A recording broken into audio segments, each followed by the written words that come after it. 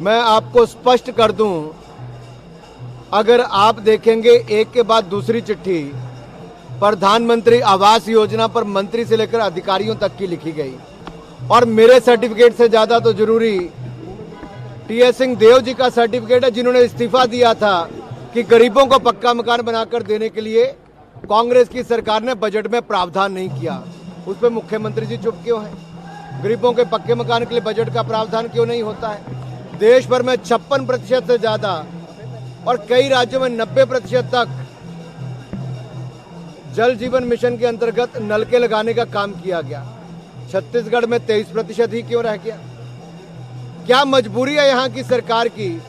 और क्या iron ore हो, शराब हो या बाकी अन्य स्रोत जो रेत से लेके अन्य माफिया के हो, क्या उसके आगे सरकार इतनी झुक गई है? जो टोटल शराबबंदी करने की बात करती थी, आज घर घर शराब पहुंचाने का ठेका भी यहाँ की सरकार ने ले लिया है।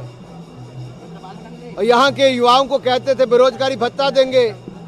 4 सालों में 26,000 के लगभग लोगों की आत्महत्या की घटनाएं सामने आई है। यहाँ पर नक्सलवादियों ने एक के बाद दूसरे भाजपा के नेता की ये नक्सलवाद के कारण यहाँ पर हत्याएं हुई, लेकिन ये टारगेट किलिंग है। मैं ये कहना चाहता हूँ, यहाँ की सरकार मूक दर्शक बनकर बैठी रही। खड़गे जी कह रहे हैं भारतीय जनता पार्टी विनाश की ओर ले जा रही है देश को, अभी उन्होंने प्रेस कॉन्फ्रेंस लेके कहा। मुझे क्या करने जा रही है? लेके जा रही है। देखिए, जिस पार्टी में स्वयं लोकतंत्र ना हो, जहां एक चुनाव की प्रक्रिया ना हो, जहां पर प्रेसिडेंट से ज्यादा आज भी परिवार ही हावी हो, अगर टेंट भी बने 5 स्टार तो 3 तो एक परिवार के लिए बने, तो आप समझ सकते हैं उस पार्टी की हालत क्या हो। जहां के अध्यक्ष के लिए लेने 10 लोग ना आए हो, लेकिन एक परिवार के व्यक्ति के लिए करोड़ों रुपए खर्च करके फूल बिछाए गए हो, तो अपने आप पता चलता है आज भी वो पार्टी कहाँ खड़ी है।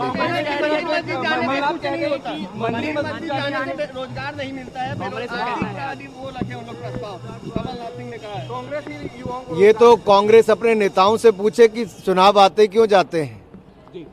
पूछिए ना, जनेऊ क्यों धारण कर लेते हैं, क्यों मंदिरों के चक्कर काटते हैं। आखिरकार कांग्रेस को अपने नेताओं से पूछना चाहिए। यही कांग्रेस है जिन्होंने 70 सालों में ना केदारनाथ धाम, ना काशी विश्वनाथ धाम, ना सोमनाथ धाम, ना ही अयोध्या धाम, कहीं पर कोई काम नहीं किया। लेकिन नरेंद्र मोदी जी की सरकार में कला, संस्कृति, साहित्य और भारत के गौरवशाली इतिहास को और आगे बढ़ाने का अवसर मिला है। दिव्य और भव्य सोमनाथ धाम बनाई, दिव्य और भव्य काशी विश्वनाथ धाम बनाई, दिव्य और भव्य केदारनाथ धाम बनाई, और दिव्य और भव्य अयोध्या धाम अगले साल बनकर तैयार हो जाएगी। महाकाल लोक धाम ये भी बनाने का काम किया है, ये हमने किया है। कांग्रेस के लोग तो केवल मूक दर्शक बनते रहे। कभी आके दर्शन करिए तो अच्छा। चुनावी है छत्तीसगढ़ को, क्या देख रहे हैं आप इस साल में, चुनावी साल में? चुनावी वर्ष में छत्तीसगढ़ की जनता को एक बहुत बड़ा गिफ्ट मिलने वाला है। एक माफिया सरकार से छुट्टी मिलने वाली। ये ईडी का लगातार उपयोग हो रहा है विपक्ष के खिलाफ, ये कांग्रेस आरोप लगा है। छत्तीसगढ़ में भी ईडी लगातार सक्रिय है। आखिरकार इतना भ्रष्टाचार क्यों छत्तीसगढ़ में? ऐसी कितनी लूट मची है जिसके कारण एजेंसियों को दबिश देनी पड़ती है, कार्रवाई करनी पड़ती है। और देश को भ्रष्टाचार मुक्त करना, ये 2014 में हमने संकल्प लिया था, और एजेंसियां अपना काम करती, उसमें सरकार की सीधे तौर पर कोई हस्तक्षेप नहीं होता है। और जो भ्रष्टाचार करेगा उसके खिलाफ कार्रवाई एजेंसियां पहले भी करती रही, और पिछले 7 दशक का रिकॉर्ड उठाकर देखोगे तो एजेंसियां अपना काम करती हैं, आगे भी करेंगे।